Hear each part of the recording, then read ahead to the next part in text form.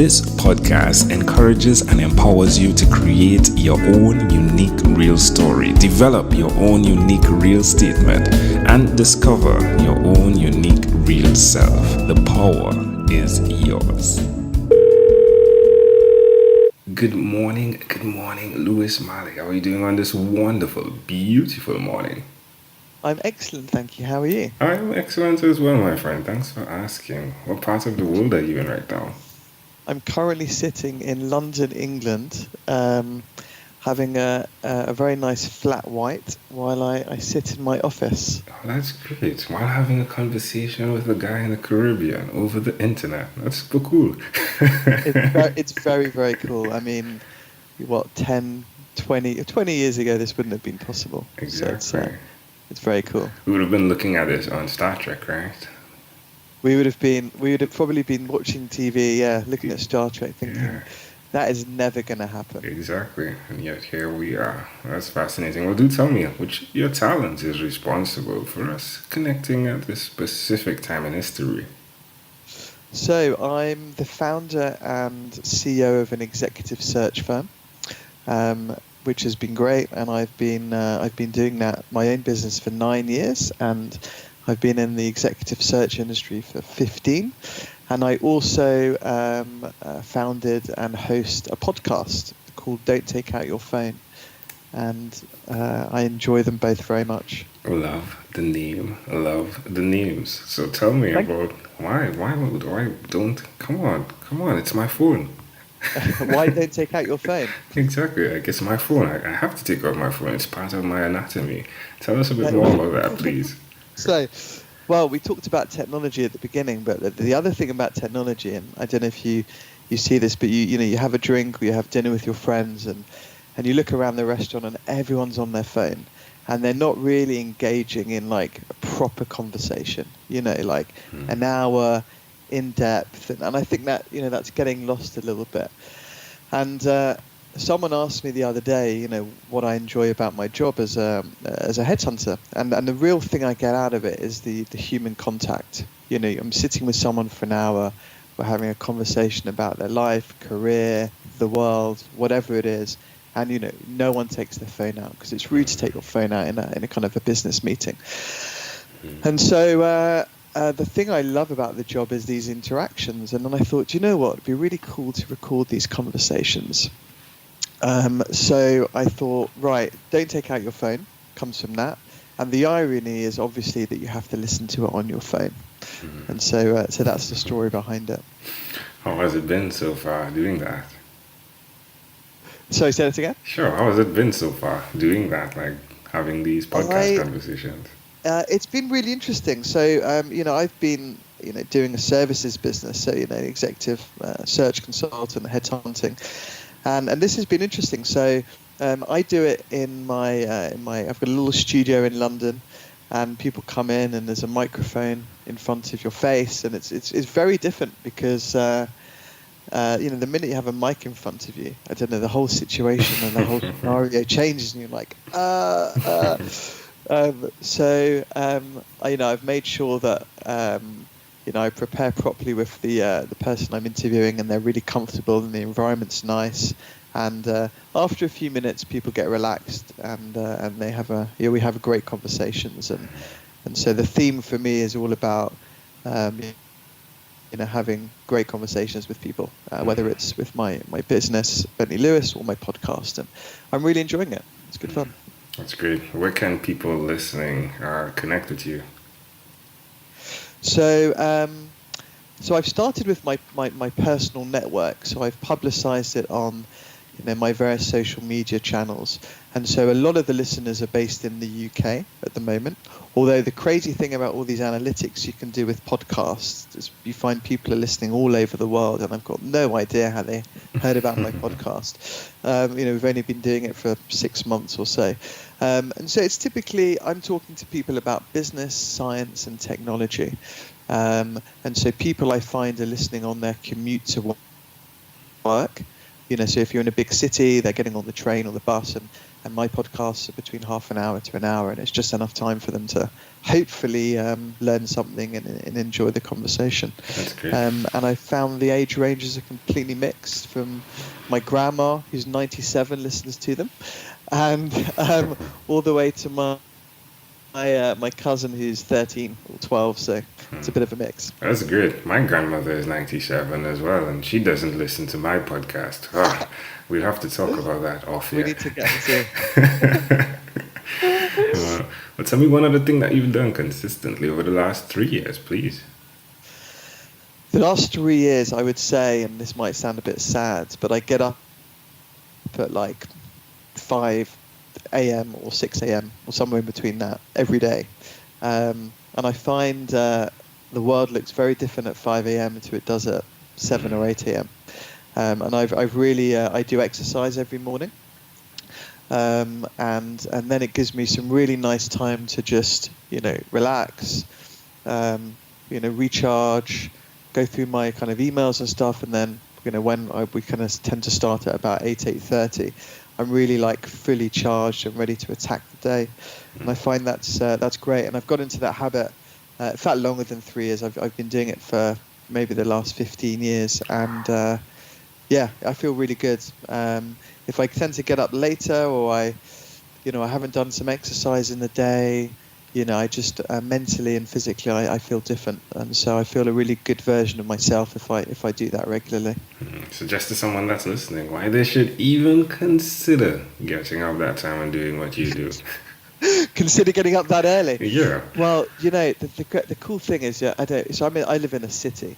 And you get up at like 5 and you go and do some exercise, but the streets are deserted because no one else is crazy enough to get up that early.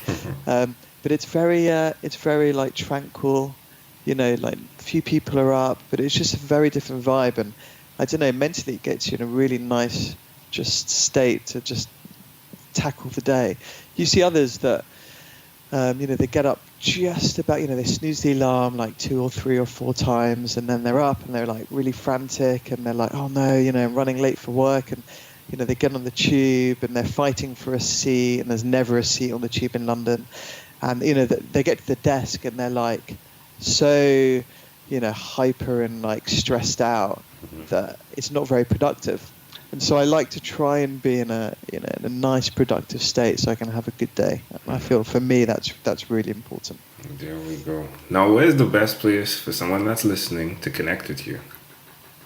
So you can listen to my podcast, Don't Take Out Your Phone, on iTunes, on Spotify, Google Podcasts, anywhere you can find a podcast.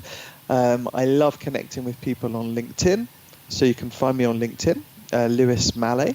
I'm on Instagram, I'm on Facebook, and then if you would like help with your next career move, or you're looking for something in Europe, then visit our website, which is bentleylewis.com, and we'd be really happy to have a chat with you. Well, Lewis, let's switch gears now for a moment. Let me invite you into my time machine that is surrounded with beautiful, warm blue Caribbean water. Lewis, what is your earliest childhood memory? My earliest childhood memory is playing a board game called backgammon with my grandfather. Ooh. And I think I was maybe 6 years old or something. Tell me a bit more about the game, please. So backgammon is a Middle Eastern game. My family originate from that part of the world, and you're moving pieces from your opponent's home to your home and getting them off the board, and the person that does that the quickest wins. I remember that moment vividly because he let me win, and that was the first time I had that feeling of like, I don't want him to let me win, I want to beat him next time. And that's why it just stuck in my mind so much, because I didn't realise that I thought I was amazing at the game, and then suddenly I realised actually he'd been letting me win all this time. So how do you see that memory connecting to who you are when you look at two individuals juxtaposed in, if you would, positions?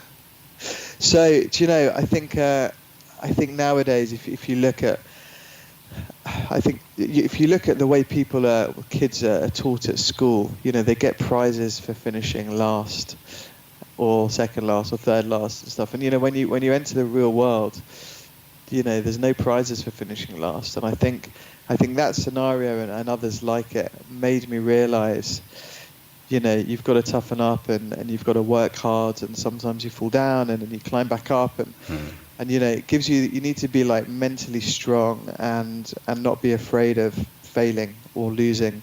And I think it's given me that mindset, which may be why I started my own businesses, and I've always, done that and enjoyed that. But you've got to be mentally strong to do it.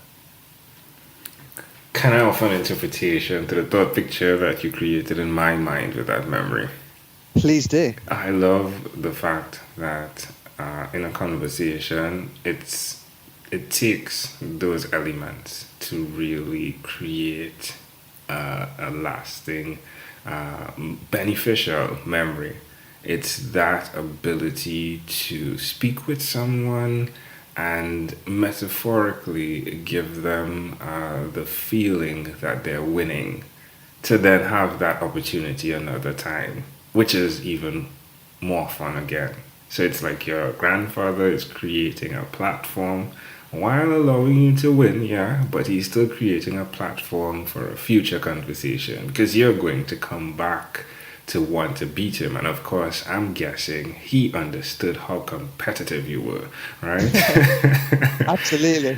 And I think within like what you're doing now, your conversation allows you the opportunity to be insightful, to have a conversation with an individual, and it's like it's the same type of energy or connectivity or chemistry that's going on, but it can only occur when the action begins, yeah? When the person shows up, when you're having the conversation, when you're asking the questions and when they're answering. And that's super cool to see the dynamics of the both scenarios still occurring today with you.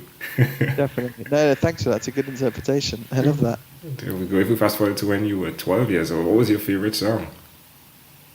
My favourite song, and don't laugh, was Do the Bartman by Bart Simpson. I've never had that one. And we're over 2000 and I've never heard that one.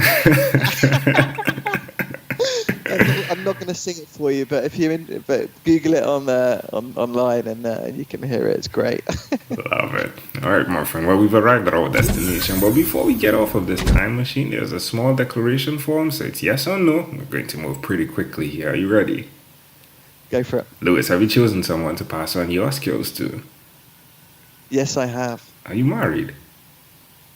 I am. Do you have children? I do. Do you believe in God? I do. Do you have an inner circle of friends?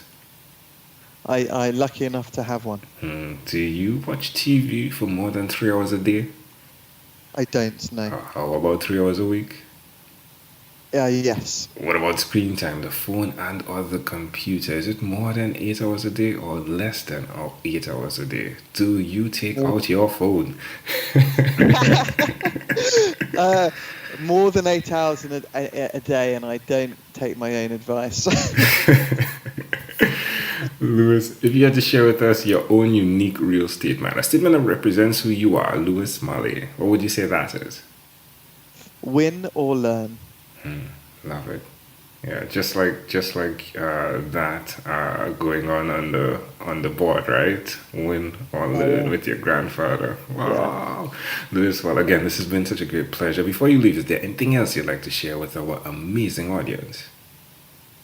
No, I think work hard, keep learning, have a growth mindset, and if you want to speak, connect with me on my platforms, and I'd be happy to connect. Love it. Lewis Maleh, thank you for being on what is inspired by 12-Minute Convos with Angel Jones. Thank you so much. It's been really great to speak to you. Yeah, same here. Great pleasure. A pleasure I treasure. This segment has been brought to you by Amazell Enterprise.